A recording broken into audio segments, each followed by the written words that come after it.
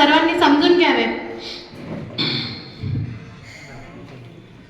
1900 के दशक में शूद्र और महिलाओं का जीवन नरक से कम नहीं था। शादियां पैदा होते ही तय की जाती थी। कई महिलाओं को उसके पति के साथ ही जलाया जाता था तो कहीं सिर मुंडवा दिया जाता था। शूद्र अतिशूद्र के गले में तो मटका पहनकर चलना पड़ता था और तो और तालाब या कुएं का पानी पीने को भी पाप समझा जाता था। पर ब्रिटिश राज में हुए उदारवादी और पाश्चिमात्य शिक्षा के फैलाव ने जाति प्रथा के सामने नए सवाल खड़े कर दिए थे। इसका नतीजा यह हुआ कि सुधार आंदोलन और जोर पकड़ने लगा। इस आंदोलन में नींव डालने वाले में से एक थे पुणे के ज्योतिबा और सावित्रीबाई फुले। तो चलो देखते हैं ज्योतिबा और सावित्री का संघर्ष। हेलो, नमस्कार बच्चों, मेरा नाम विष्णुपत गुरुजी है। मैं आज पाठशाला का उद्घाटन करने से पहले मैं उन सभी का आभार व्यक्त करना चाहता हूँ जिन्होंने हमें पाठशाला खोलने के लिए मदद की। साथ ही मैं भिड़े साहब का विशेष आभार मानना चाहता हूँ जिन्होंने हमें ये जगह दी। अब मैं इस पाठशाला की प्रेरक शक्ति ज्योतिबा से निवेदन करता हूँ कि वो पाठशाला का उद्घाटन करें। धन्यवाद।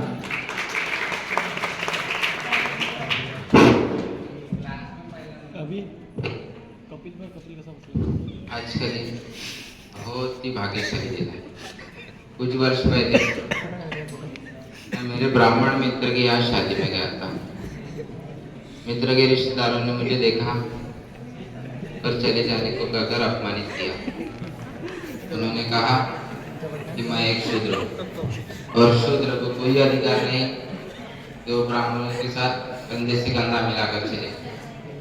उन्होंने मुझे यह भी कहा कि तुम्हारी वजह से तमाम बारात भ्रष्ट हो रही है।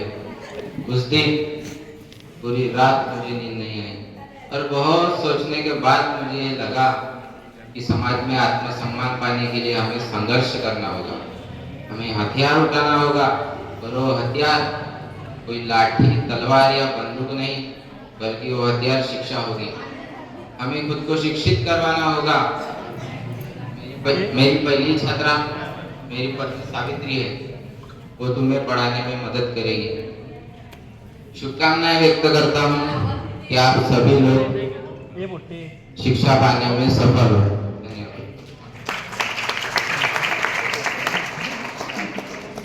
बच्चों, अब मेरे पीछे पीछे कहना, मेरे पीछे पीछे आओ, मेरे पीछे पीछे आओ, रुको नहीं मत घबराओ, रुको नहीं तुम मत घबराओ,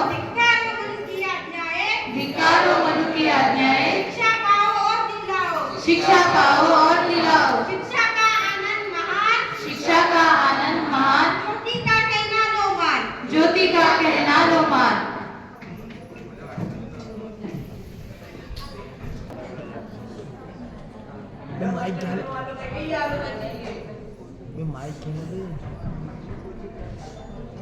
हिम्मत रखो सावित्री, ये तो बस एक शुरुआत है। उनका समाज हम पर कितनी दे सकता है और कर क्या सकता है। सावित्री, तुमने जो काम शुरू किया है वो कोई मामूली औरत के बुद्धि की बात नहीं कि घर की दहलीज पार करके बाहर जाए और बच्चों को पढ़ाए। सावित्री, तुम गर्व से माथा उठाकर चलो, एक दिन साबित हो जाएगा कि हम ही सही थे।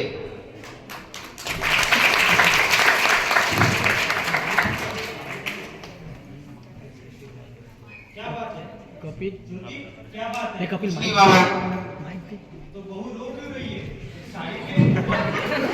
क्या बात है? पाठशाला से लौट रही थी तो कुछ लोगों ने उसके ऊपर कीचड़ और रबर फेंका। तू क्या फूल बरसाते? ज्योति, मैंने तुम्हें 20 बार समझाया कि ये धर्म कर्म का मामला है, तू बेकार इसमें टांग मत लगाओ। शूद्र और औरतों को पढ़ने लिखने का अधिकार नहीं है, ये सब भगवान की आज्ञा है, लेकिन तू मानती ही नहीं। भगवान को इसमें क्यों लाते हैं आप? किसी भी देश में किसी भी धर्म की कोई किताब भगवान ने नहीं लिखी, हर किताब मनुष्य ने लिखी है। धर्म पंडितों ने बार बार ये कहकर ये बात हमारे दिमाग में भर दी है कि ये सब भगवान की आज्ञा है ताकि हम सवाल नहीं उठा सके। शूद्र और महिलाओं को भगवान के नाम पर दबाया गया है और कुछ नहीं। देखो ज्योति, मैं तुमसे बहस करना नहीं चाहता। अगर तुम्हें यहाँ रहना है तो मेरी और अन्य लोगों की आज्ञा का पालन करना होगा। नहीं तो ये मकान छोड़ के जाना होगा। ऐसी आपकी इच्छा। सावित्री, अपना सामान भरो। मैंने तुम्हें पहले ही कहा था, ये तो बस एक शुरुआत है।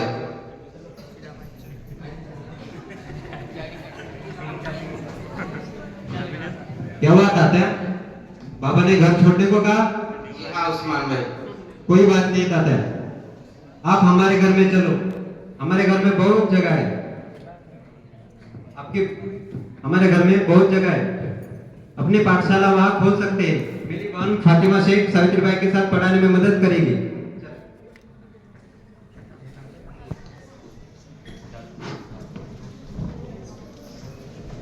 तो देखा आपने, सावित्री फुले और ज्योतिराव फुले ने पुणे के भिडेवाड़ा में 9 जनवरी 1848 में लड़कियों के लिए जैसे ही पहली स्कूल खुली, उन्हें सबसे पहले घर से विरोध का सामना करना पड़ा। पर फिर भी सावित्रीबाई और ज्योतिबा ने अपना काम शुरू रखा, जिसका असर यह हुआ कि 1848 से लेकर 1852 तक स्कूलों की संख्या बढ़कर 18 हो गई। चलो अब आगे देखते हैं क्या हुआ। सुना है फुले ने नई पाठशाला खोली है। पुरानी गंजी पे विष्णुपद नाम का वहाँ पे एक ब्राह्मण भी पढ़ाया जाता है। बर्दाश्त नहीं होता, बर्दाश्त की हद पार हो चुकी है। विष्णुपद का जीना हराम कर दो, जाति द्रोही कहीं का। वह फुले भी आसमान छूने लगा है, उसका भी पक्का बंदोबस्त किया जाए हमेशा के लिए।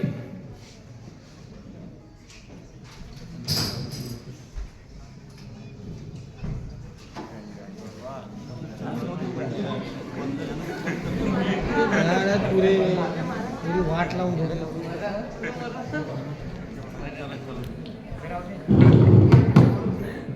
बेटा अबेल कापजंका कौन है?